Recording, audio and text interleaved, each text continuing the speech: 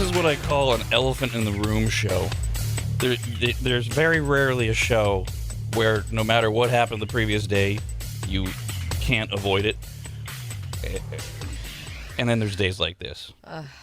So we'll try to do our usual blend and stuff. But I'll just start right away with this. No, there was no Powerball winner last night. Oh man! I know. I'm so glad you brought that up. I know. I've been like itching. I know. Like, who got it? I needed to know this. I wanted to get out there right away because a lot of people don't stay up late enough to find out. And we're back to that point where now people that never play the lottery suddenly rush out and spend $10, $20 because the jackpot last night was $410 million. Oh, that's worth it. No one won it. 400, not worth it. Now that would stimulate my economy. No, clearly that's everybody's line. $399, $400 million. Not leaving the house. $410 million. Oh, I'm there. So no winner last night. Next drawing will be Sunday, with an estimated jackpot of $470 million. Oh, damn. If there is a Sunday. And by the way, ironically, Mega Millions is up to the I'll spend money point as well. Those are the two different nationwide lotteries.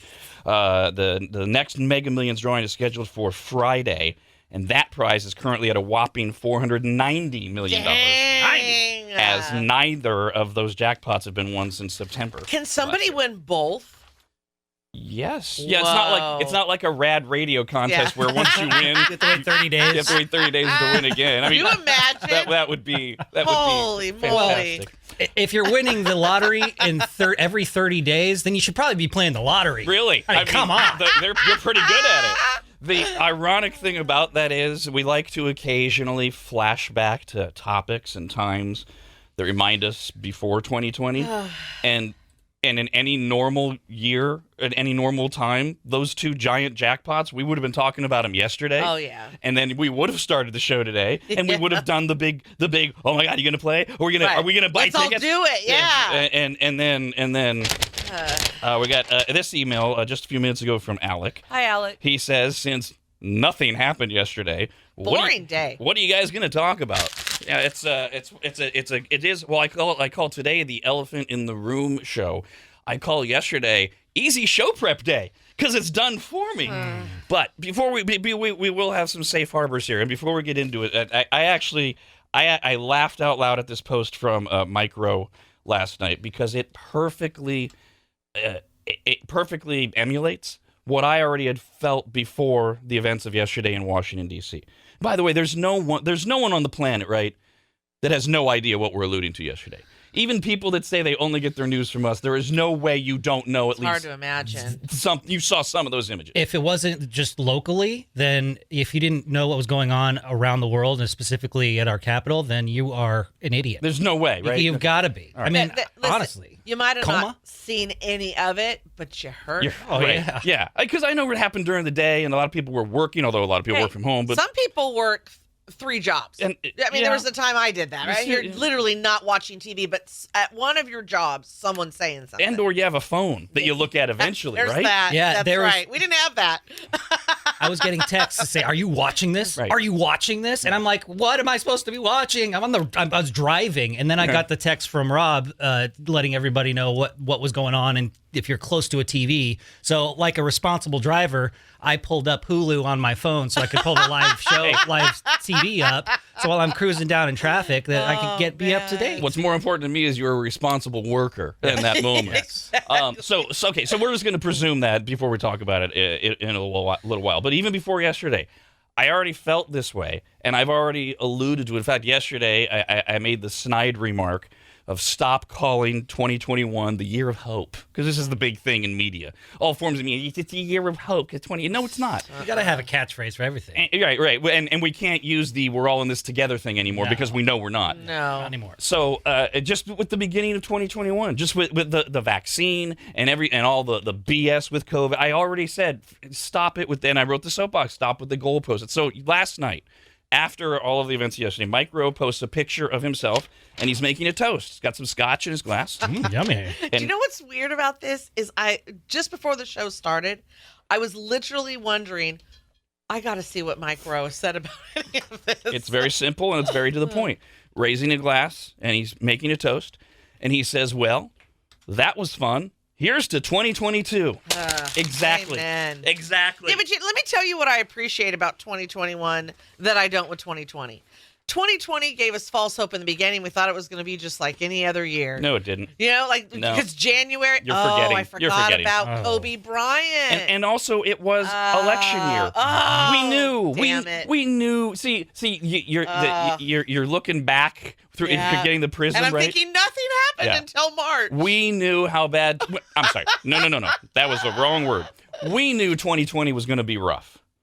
We had no idea, obviously, what it would turn into. But at least 2021 didn't give us like a month. Like, it was like right off the bat. That's true. Right off the bat, True. you have no hope. I feel like election years are always really rough, but then like the 3 years after them are always really bad too. Well, that's the current environment, yeah, right? There's no reprieve. Oh, jeez. So with that, I don't know. I do not know why this survey needed to be taken. This was done over our holiday break, but according to a survey, this is braced. Are you braced? Are you braced? Mm-hmm. Okay. A record number of Americans called 2020 a bad year. Oh, Jesus. Wow. Oh, my God. They really went out on a limb there. Since they've been doing the survey, this is Gallup, since they've been asking people, how would you rate the previous year? 2020 got the highest number of Americans to say bad. That is so insightful and enlightening. Were they able to add any further like questions or inquiries as to why it was a bad year? You know, they did. They did. Let's see. And there's no partisan divide. Everybody across the board.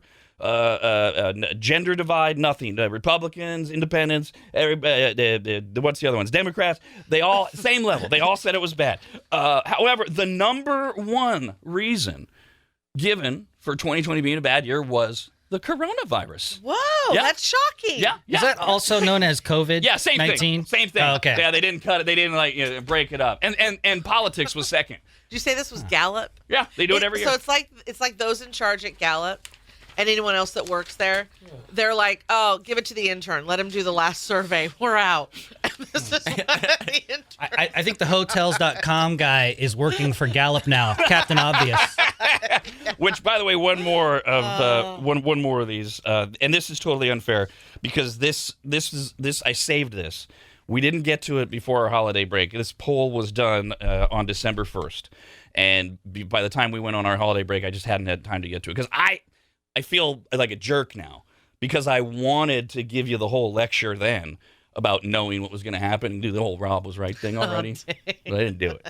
Well, you hate that anyway. A poll asked 45,000 Americans in December of 2020 whether or not 2021 would be better or worse than 2020.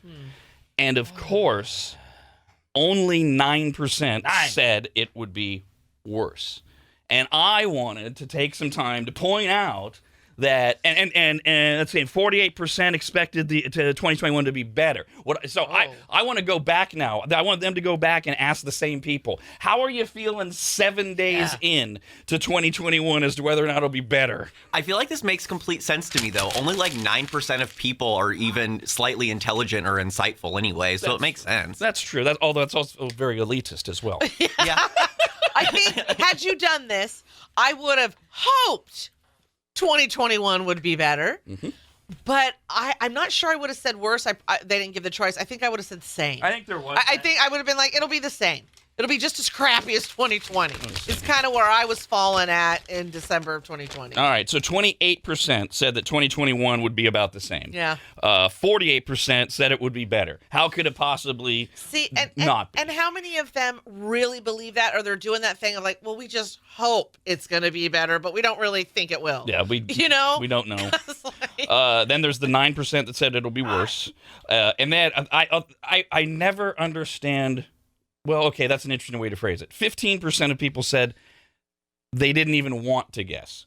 Because usually it's a lot of these polls where you ask people on something like racial inequality or race relations in the police. And like 17% say they have no opinion. How can you have no opinion? That is impossible. That is. But I understand the phrasing of I don't even want to guess. Yeah, I ain't Exactly. saying. I'm not thinking about Nope. 2021. I don't want to have any hopes, dreams, aspirations. That's why you never ask what's next. That's right. You never want to know. You'll get an answer.